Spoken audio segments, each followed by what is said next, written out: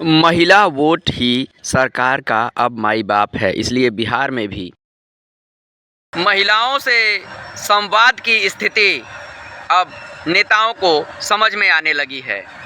गौरतलब है कि 2023 में मध्य प्रदेश में चुनाव हुए और उसमें सरकार बनाने की मुख्य भूमिका महिला मतदाताओं की रही।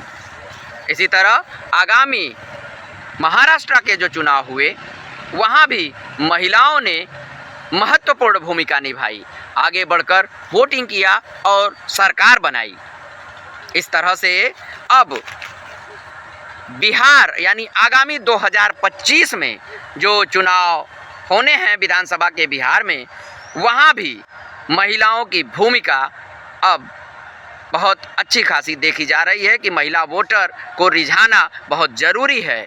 अब महिलाओं के बदौलत ही हम सरकार में पहुंच सकते हैं, क्योंकि पूरे देश में कहीं हिंदू मुसलमान है, कहीं बटो कटो है, तो कहीं सारा सर्वधर्म समभाव है, तो कहीं मतलब सारा पाखंड और झूठ और फरेब और न्याय संगत बात तो अन्याय संगत बात तो कहीं जातिवाद, कहीं धर्मवाद, सब घुसेड़ करके प्रयोग कर लिया गया है। लेकिन इन सभी प्रयोगों में आधी आबादी अछूती रह जाती थी। इस बार ये आधी आबादी अपना असर दिखाना शुरू की है और ये शुरुआत हुआ मध्य प्रदेश में विधानसभा 2023 के चुनाव से, जहां महिलाओं ने अपनी हैसियत दिखाई।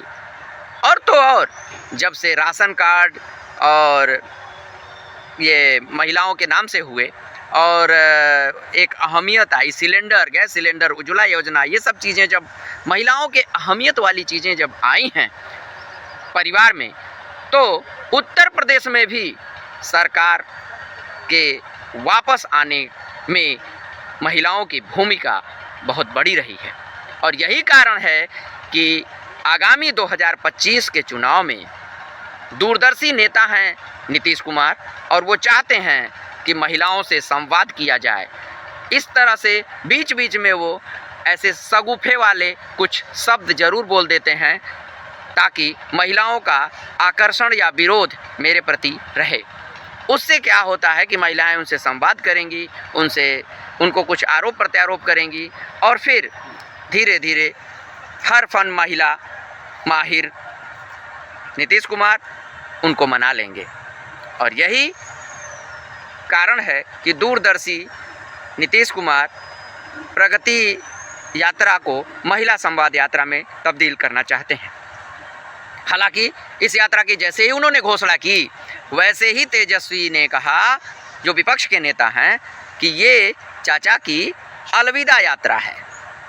खैर, राजनीतिक तंज है, कसा ही जाएगा, लेकिन महिला संवाद की अहमियत तेजस्वी को भी पता है और इसलिए बिहार में तो 40 सीटों पर स्वराज पार्टी ने भी घोषणा कर दी है कि भैया हम चुनाव लड़ाएंगे महिलाओं को 243 सीटों में।